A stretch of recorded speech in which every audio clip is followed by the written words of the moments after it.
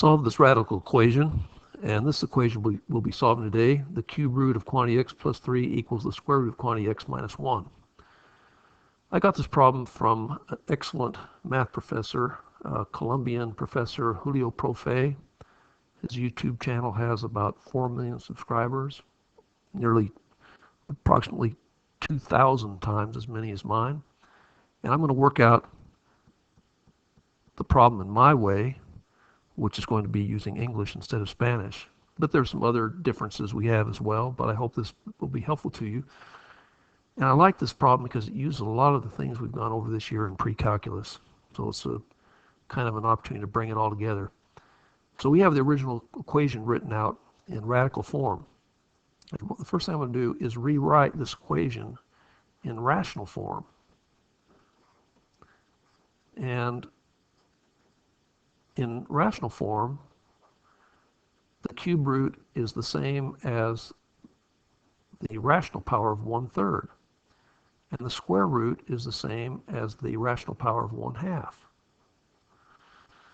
And now we're going to use our rules of exponents to work these out to make them so we have integers as exponents as opposed to fractions as exponents. So we're going to take both these sides of the equation to a power, and that power is going to enable us to have integers as exponents.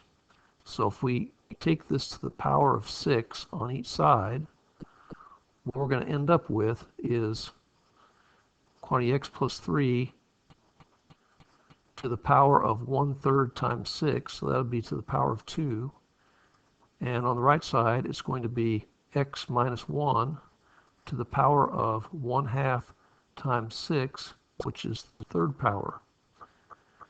The next thing we're going to do is expand out these expressions on each side of the equal sign. And to do that, we're going to use a pattern called Pascal's triangle. And this will be the second row of 1, 2, 1, and the third row is going to be 1, 3, 3, 1.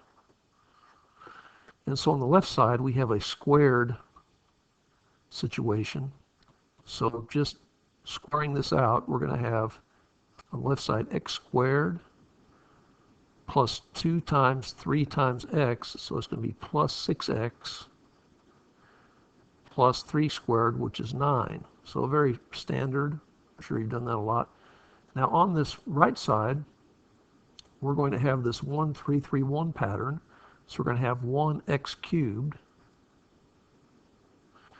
And then we're going to have, the next term is going to be 3.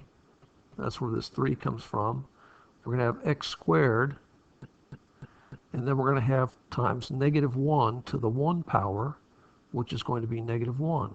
So that's what we get here.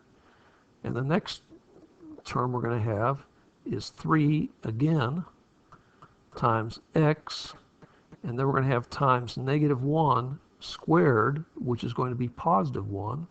So this becomes positive 3x. And then the last thing we're going to have is -1 cubed, which is -1. Now we're going to set the left side of this equation equal to 0 by subtracting the whole left side. We're going to subtract x squared minus 6x plus 9, or minus 9.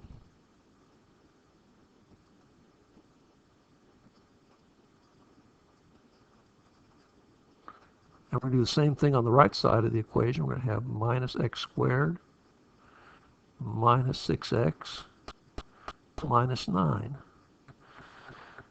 And then on the left side now we have 0. And on the right side we have x cubed. And we're going to have negative 3x squared minus x squared is going to be minus 4x squared. And then we're going to have 3x minus 6x, which is going to be minus 3x. And the last term we're going to have is -1 minus 9, which is minus 10. Now, we're going to use something We're going to try to find the zeros here, or zero, by using something called the rational roots theorem.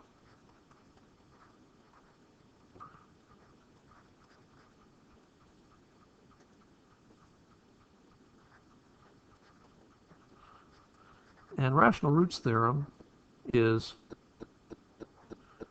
what you do is you take the factors of the last term divided by the factors of the coefficient of the first term, plus or minus. So our possible rational zeros, and we did this in Algebra 2 Honors and in Pre-Calculus, we're going to have plus or the factors of 10, plus or minus 1, and what's another factor of 10? 2, so we have plus or minus 2.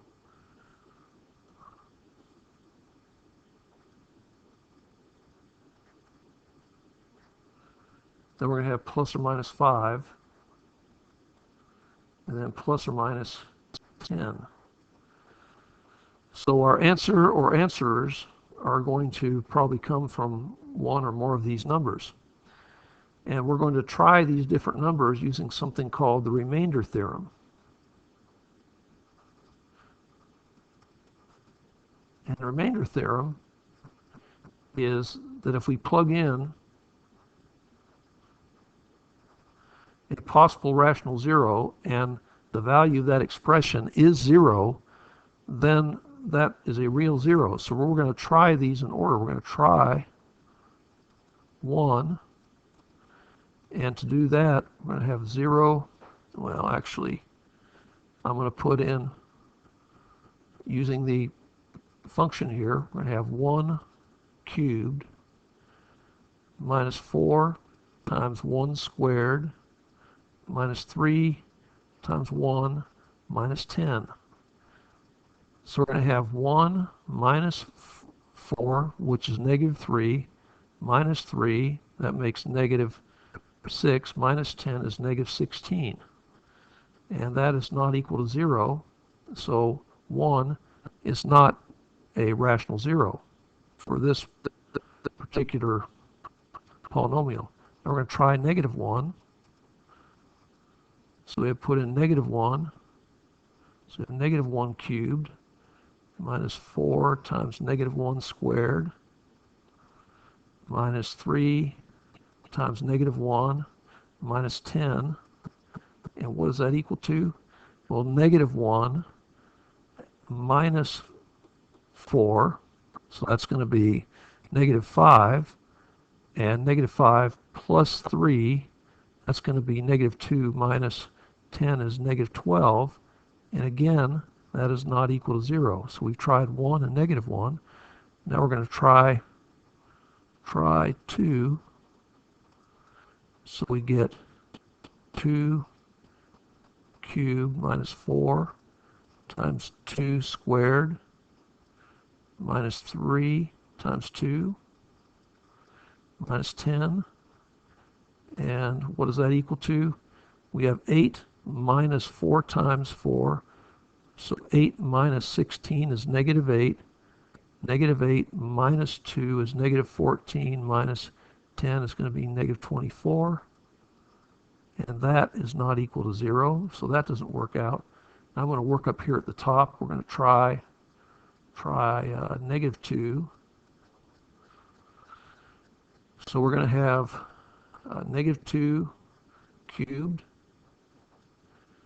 minus 4 times negative 2 squared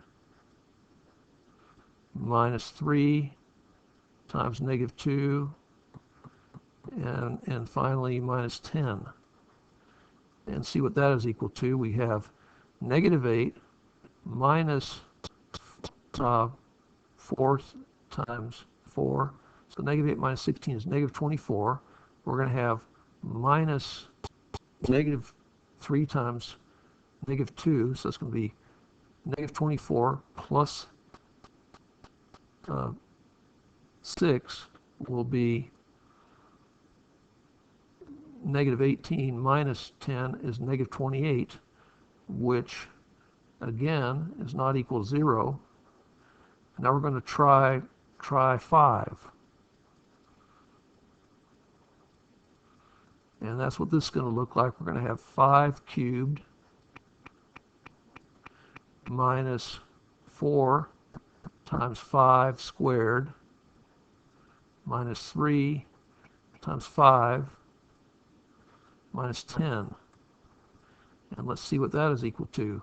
We have 5 cubed is 125, minus 4 times 5 squared is 100, so 125 minus 125, minus 3 times 5 or 15, so 25 minus 15 is 10, and 10 minus 10 is 0.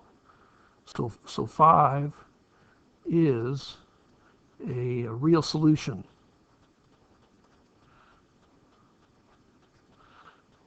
Now, the thing we don't know yet is that if that's our only real solution, so we're going to use something called synthetic division and just break it down more, see if we can get another 0 more out of this.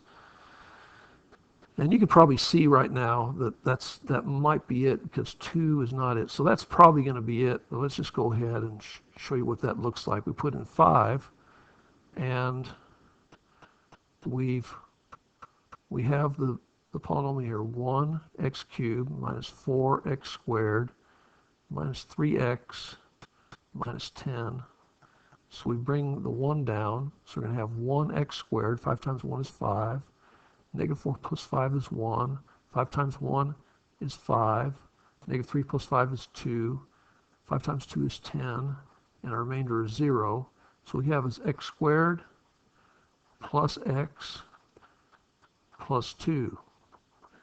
And this is not factorable. We can use our quadratic formula. And for our quadratic formula, a is equal to 1, b is equal to 1, and c is equal to 2. And so x is equal to negative b plus or minus the square root of b squared minus 4ac over 2a. And x is going to be equal to, in this case, we have negative 1 plus or minus the square root of 1 squared minus 4 times AC, and that's going to be A is 1 and C is 2 over 2 times 1. And what that's going to be equal to, x is equal to negative 1 plus or minus, here we have 1 squared is 1 minus 8, so we have plus or minus square root of negative 7. And since our discriminant is a negative number, there is no other real solution. So x equals 5 is our only solution to this equation. And the last thing we can do is plug 5 back into the original equation to see if it works out.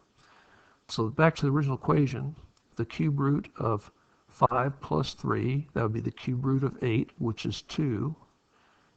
And on the right side, we have the square root of 5 minus 1 is the square root of 4, which is 2. So 2 equals 2, check. I thought this was helpful.